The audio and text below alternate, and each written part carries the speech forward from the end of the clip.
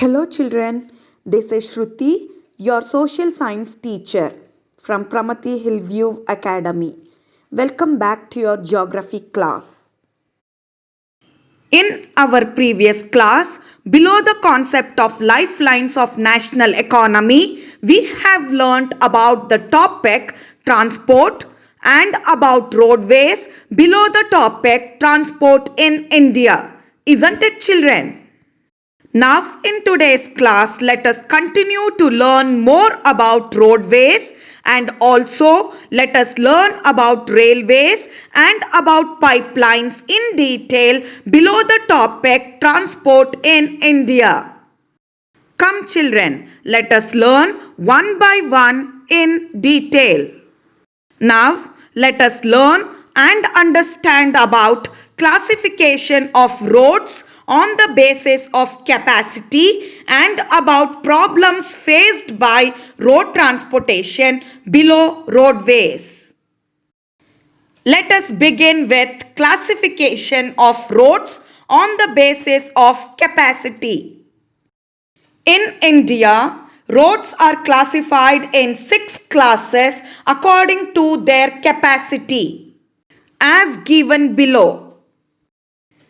Golden Quadrilateral Superhighways.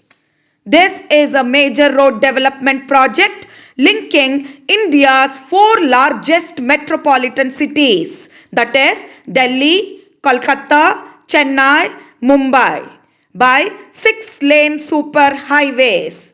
The North-South corridor linking Srinagar in Jammu and Kashmir and Kanyakumari in Tamil Nadu, and East-West corridor connecting Silchar in Assam and Porbandar in Gujarat are also parts of this project.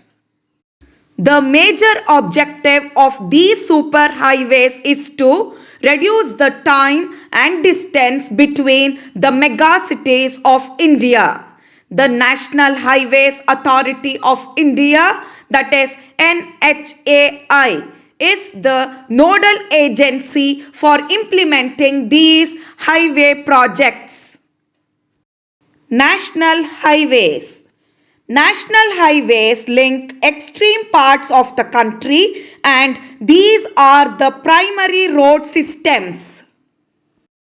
State highways.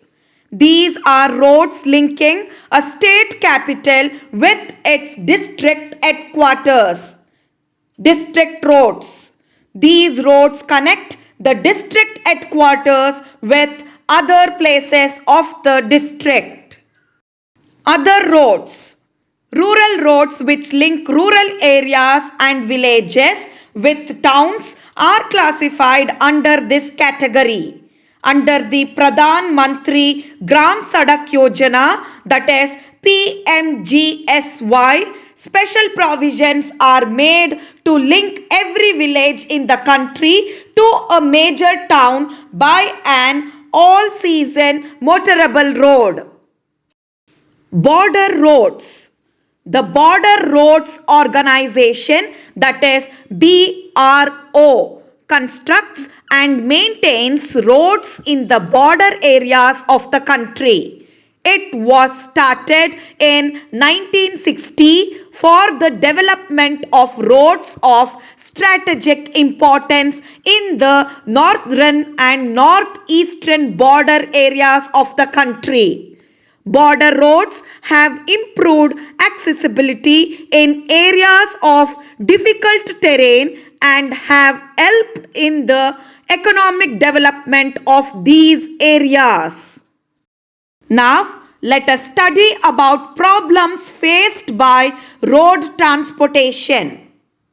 Road transportation in India faces a number of problems like many roads being unmetalled, due to which transportation is difficult during rainy season. Inadequate reach of national highways in many places. High traffic congestion on roads in cities. Bridges and culverts, that is tunnels connecting roads, are old and narrow at many places. According according to volume of traffic and passengers, the road network is inadequate. However, the fast development of road network has taken place in different parts of our country. Now, let us move on to discuss about a very important mode of transportation, that is about railways in detail. Railways are the principal mode of transportation for freight, that is goods and passengers in India. They allow people to conduct diverse activities like business, sightseeing or pilgrimage along with transportation of goods over longer distances.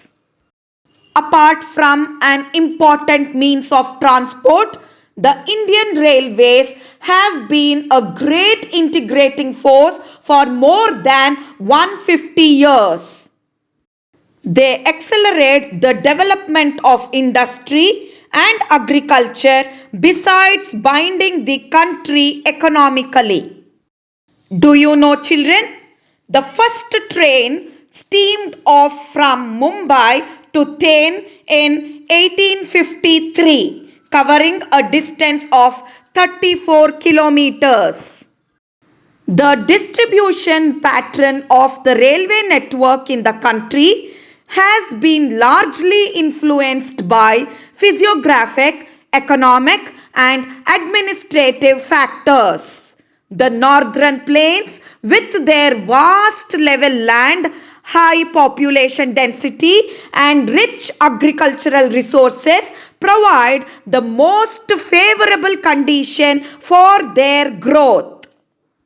However, a large number of rivers requiring construction of bridges across their wide beds create some obstacles in the laying of railway lines. In the hilly terrains of the peninsula region, railway tracks are laid through low hills, gaps or tunnels. The Himalayan regions are also unfavorable for the construction of railway lines due to high relief, scattered population and lack of economic opportunities. Likewise, it is difficult to lay railway lines on the sandy plains of western parts of Rajasthan, swamps of Gujarat and the forested areas of Madhya Pradesh, Chhattisgarh, Odisha and Jharkhand. In recent times, the development of the Konkan Railway along the west coast has facilitated the movement of passengers and goods in this most important economic region of India. It has also faced a number of problems such as sinking of tracks in some stretches and landslides. Today, the railways have become more important in our national economy than all other means of transport put together. However, rail transport suffers from certain problems as well. Some problems faced by Indian Railways are: many passengers travel without tickets. Theft and damaging of railway property has not yet stopped completely.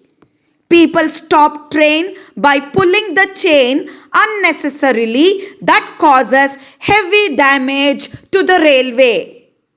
Children, do you know which transport network is a relatively new arrival on the transportation map of India? Yes, pipeline transport network is a new arrival on the transportation map of India. Come children, now it's time to know and understand about pipelines. Pipeline transport network is a new arrival on the transportation map of India. Earlier, pipelines only transported water to cities and industries. But now they are used for transporting crude oil, petroleum products and natural gas from oil and natural gas fields to refineries, fertilizer factories and big thermal power plants. Solids can also be transported through a pipeline when converted into slurry. The far inland locations of refineries like Barauni, Mathura, Panipat and various gas-based fertilizer plants are viable because of pipelines. Initial cost of laying pipelines is high, especially for underground pipelines, but subsequent running costs are minimal. It rules out transshipment losses or delays. Now, let us study about important pipeline networks. Important pipeline transportation networks for oil and gas are from oil fields in Upper Assam to Kanpur in Uttar Pradesh via Guwahati, Barauni and Allahabad.